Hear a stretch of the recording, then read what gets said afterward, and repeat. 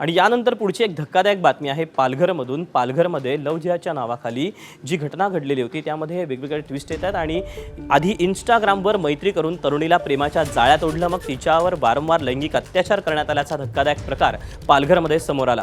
मात्र हा संपूर्ण प्रकार लव्ह जिहादचा असल्याचा आरोप बजरंग दल आणि विश्व हिंदू परिषदेकडून करण्यात आला। या प्रकरणात पीडित तरुणीनं पालघरच्या केळवे पोलीस ठाण्यात दिलेल्या तक्रारीनंतर आरोपीला पुण्यातून अटक करण्यात आली।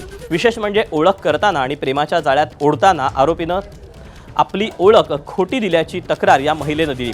पीडित तरुणी ही आदिवासी समाजातील असून आरोपी हा मुस्लिम समाजाचा आहे, त्यामुळे हा सर्व लव्ह जिहादचा प्रकार असल्याचा आरोप विश्व हिंदू परिषद आणि बजरंग दलनं केला आहे। कोई अगर इंस्टाग्राम यूज़ करते हो, जो भी इंस्टाग्राम आप लोग यूज़ करते हो, रील्स वगैरह छोड़ते हो, ठीक है। कुछ लड़के लोग हैं, कुछ आदमी लोग हैं जो फेक नाम से प्रोफाइल चलाते हैं और लड़की लोगों को अपने जाल में फंसाता है, तो उस चीज़ से आप लोग बचिए।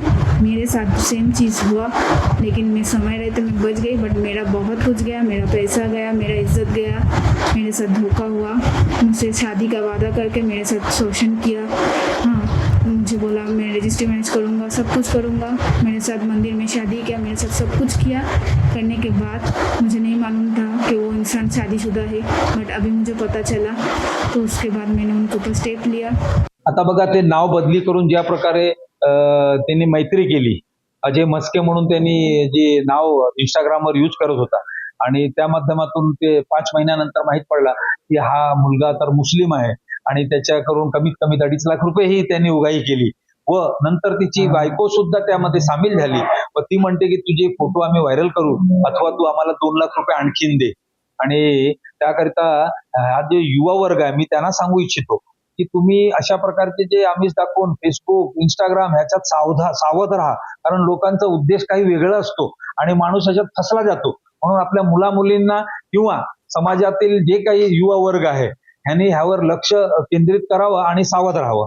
तिने तक्रार दिल्यावरून त्याची आयडेंटिटी वगैरे रिव्हील करून तो मूळचा वडवली जिल्हा बीड येथला इसम असून त्याचं टेक्निकल एनालिसिस वरून त्याचं लोकेशन्स काढून मग त्याला आम्ही पुण्यामधून छापडा रचून त्याला अरेस्ट केलेला आहे। तुर्तास गुन्ह्याचा तपास चालू आहे। सध्याचा जो सदर प्रकार आहे हा प्रकार काय आहे याबाबतचा सखोल तपास झाल्यानंतर याच्या निष्पन्नभावी कायदेशीर कारवाई करण्यात येईल। एबीपी माझा, उघडा डोळे बघा नीट।